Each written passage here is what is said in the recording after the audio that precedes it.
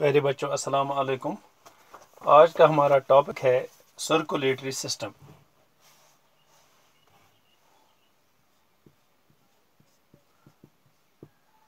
Circulatory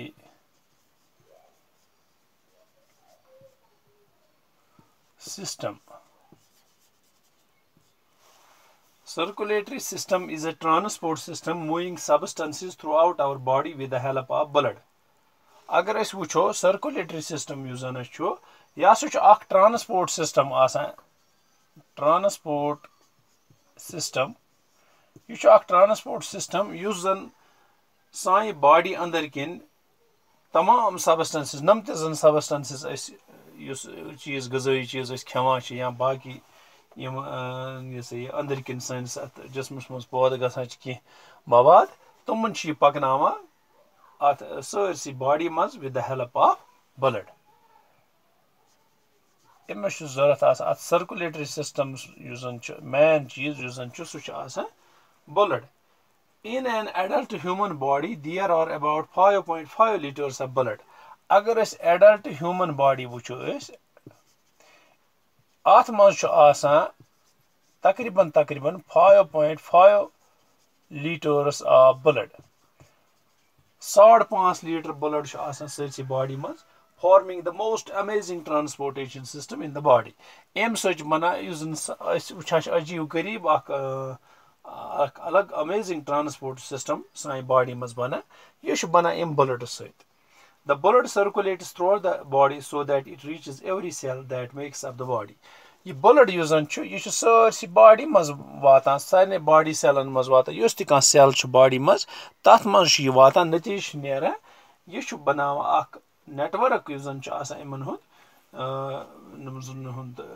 blood वेसलन हुंद तमो जरिए पकनावान यह ब्लड तो वातान प्रथ कुन सेल मज जन सेल्स बॉडी इंसान सज बनावान छ। Circulatory system or blood performs the following functions. क्या functions युस जन circulatory system छ यह क्या functions करा। नंबर 1 यह करा काम it carries or transports food and oxygen to each body cell. Food तो oxygen पकनावा food and oxygen छ यह करा काम to each body cell. यह प्रथ कुन सेल मज बॉडी हज तथ मज पकनावान फूड तो oxygen. Number 2 it carries away waste products to organs like kidneys, lungs and intestines from where they are excreted out of the body. बेश दोयम चीज करा काम यह वेस्ट प्रोडक्ट्स पकनावान वेस्ट प्रोडक्ट्स नम जन बना अत जिस्मस मज तम पकनावान खास कर तमन ऑर्गनन तान मिसाल के तौर पर किडनीज लंग्स तो इंटेस्टाइन्स यमो पे वेस्ट प्रोडक्ट्स पकनावान ये पे यानी कि बॉडी मज तमाम वेस्ट प्रोडक्ट्स पकनावान यह ब्लड तम पे वातान किडनीज लंग्स इंटेस्टाइन ये पे एक्सक्रीट आउट गसान बॉडी नश। नंबर 3 फंक्शन अगर वो ब्लड वेस्कुलर सिस्टम या सर्कुलेटरी सिस्टम सह it protects body against infection by destroying germs. यह कर protect body against germs. It protects the body against germs or infection nish बचावान जन यह डिस्ट्रॉय करान जर्म्स तम पे इन्फेक्शन निश बचावान। नंबर 4 फंक्शन अगर अमिच वो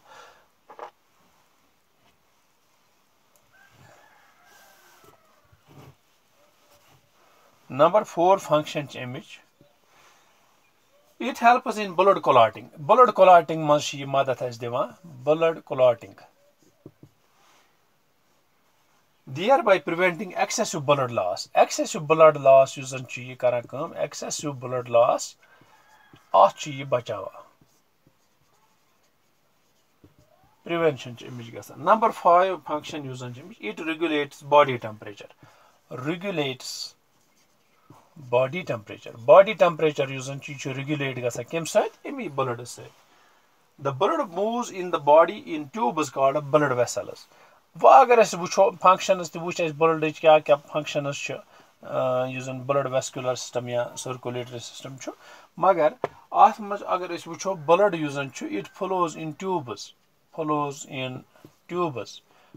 ट्यूब लाइक स्ट्रक्चर्स तमन वन ब्लड वेसल्स यम ब्लड वेसल्स नम पकन यह खून यह ट्रांसपोर्ट सिस्टम बनावा सान बॉडी मज blood vessels are of three types. Yum blood vessels three qisme.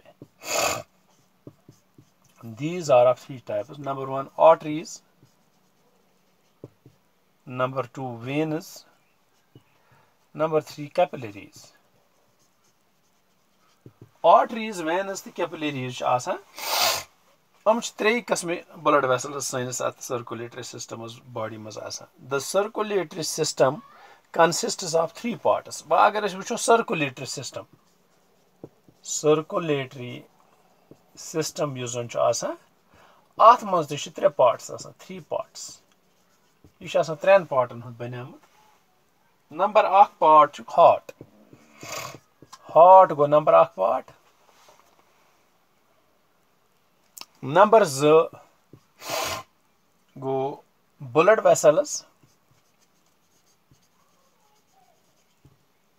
Number 3 गो ब्लड यानी कि ब्लड वेस्कुलर सिस्टम यथ वन circulatory system it is made up of three parts number अख गो हार्ट युस जन मेन आर्गन युस जन यथ पे दारमदार सोरे सर्कुलेटरी सिस्टम इथे कन ये ब्लड वेसल्स नमो मज खून पकान बे ब्लड युस पकन तमाम वेस्ट मटीरियल्स चाहे गजाई चीज या वेस्ट मटीरियल्स प्रोडक्ट्स यमन मूवमेंट कर बॉडी मज तो यह सर्कुलेटरी सिस्टम हावा कि युस जन सर्कुलेटरी सिस्टमस मज वुच कि अत मज त्रे पार्ट्स यह त्रे पार्ट युस जन गोडनुक पार्ट निमो हार्ट यह हार्ट क्या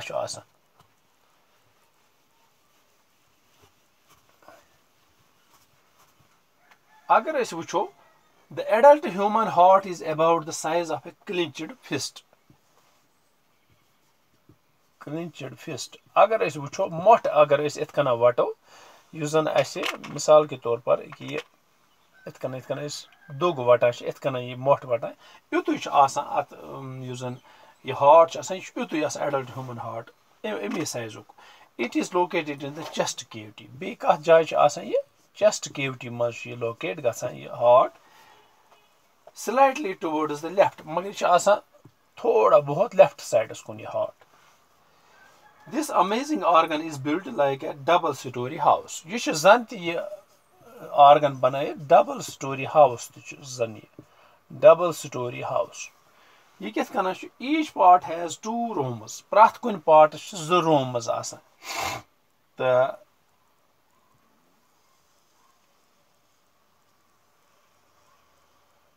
अगर अस वुचो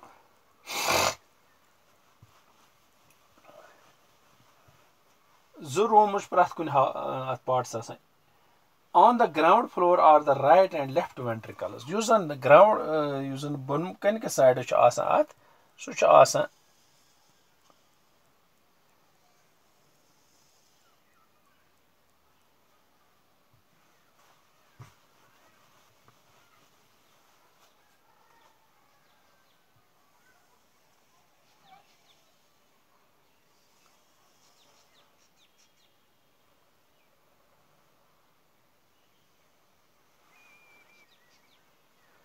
अत सह ज हिस्सा वन तो 4 चैम्बर हार्टस बोन कनिक नम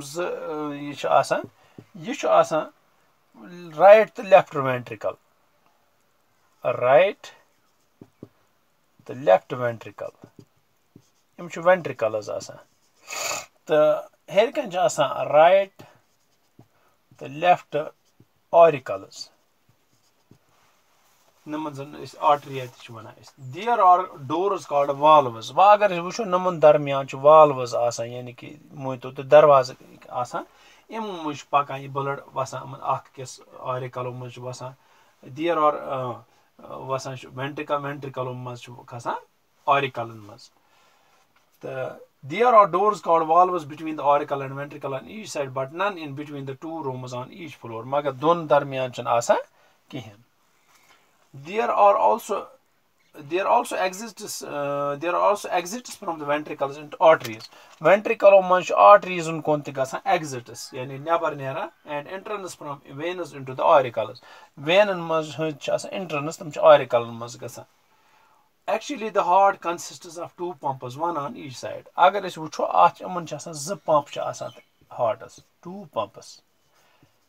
One on each side. Dono side akh. Left side receives oxygenated blood. Using left side chu asan, you should receive karan oxygenated blood. Yani ki saaf khoon using chu lango pet yawan wapas. You should oxygenated blood as oxygenated as rich in oxygen. Rich in oxygen. Oxygen is mas asan chu variya tedad atmas. Ye blood chu karan lango pet receive and sends it through the body. Pachi left side ye oxygenated body receive kara pachi vatna tamam lango nish receive kara tem pachi body vatna. The right side receives it back again with less oxygen and more carbon dioxide and sends it to the lungs. The use on the right side asa chahe right auricle ya right ventricle yam chikana oxygenated blood yat maz kam oxygen zyada carbon dioxide asan pachi kara kam soza ye langan toy shushan toy taki tadi gais at oxygen release be ye gas saaf ye shu monto at ye shu go as heart usen chu ye shu asan chor simply thoju yaad toy heart cha asan choran chamberan hund adult human heart banamut insan sod yat mazan right auricle left auricle cha asan the right ventricle, the left ventricle asan. Yani ki imne such asan arteries, veins, capillaries asan connected at such the blood ch umumaj flow gasan. You go number 1 part circulatory system muk heart. Paga par is doyim part imuk blood vessels be blood.